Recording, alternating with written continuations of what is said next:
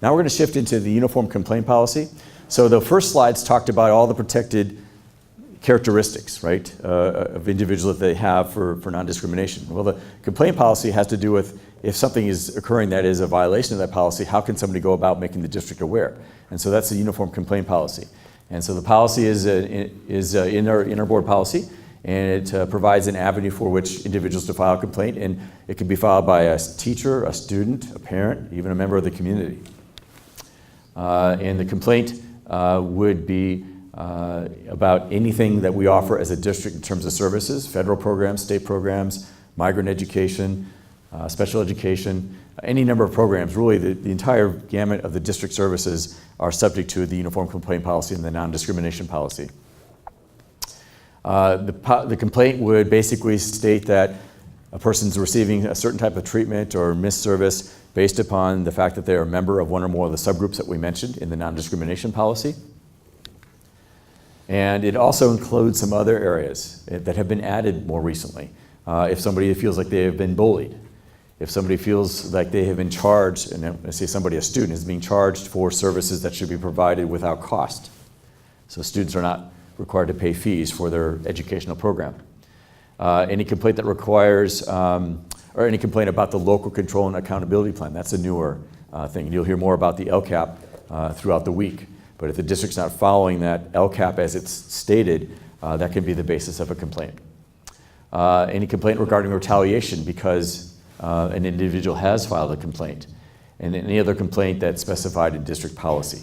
So our uniform complaint policy covers a wide area, and the policy is online, and there is a form online, but it can be filed just on a piece of paper. It does not have to, does not require the use of a form. The procedures, very quickly, a person files a complaint within 6 months of the issue. The HR office is the recipient. We have to provide support for people unable to write their own complaint. Mediation is attempted first, and if mediation does not resolve it, then an investigation occurs, and then a response is provided to the complainant regarding the investigation and findings and what the resolution would be. There's a possibility of a board hearing. We have not had that. We've always been able to resolve the complaints before that level. A final written decision based upon the findings and what the district's decision is, conclusions of the law, corrective actions that are taken if necessary, and the individual has the right to file an appeal with the California Department of Education within 15 days of the district's response to the uniform complaint. Any questions on uniform complaints?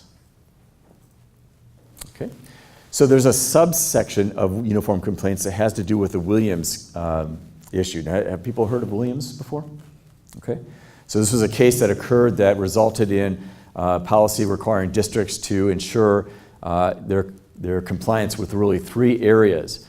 So the Williams complaint falls under the uniform complaint process.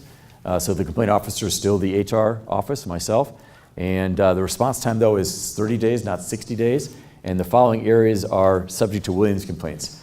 Sufficiency of textbooks, that every student has a textbook provided to them that they can take with them and use during their instruction and during homework and so forth. School facilities must be clean, safe, and maintained in good repair.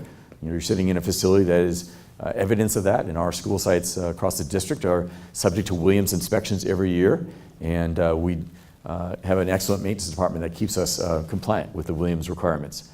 And that there should be no teacher vacancies or misassignments, meaning that we need to fill our positions, and our positions are filled with qualified credentialed teachers. And we've been close to perfect on that, even with the environment of having challenges in hiring all our teachers that we need going forward. Did you have a question? Okay. Questions on Williams? So the Williams kind of has two avenues to it. It's part of the complaint process, but we actually have to file with the board reports on teacher assignments, sufficiency of materials, and the facilities pieces with the board on a regular basis.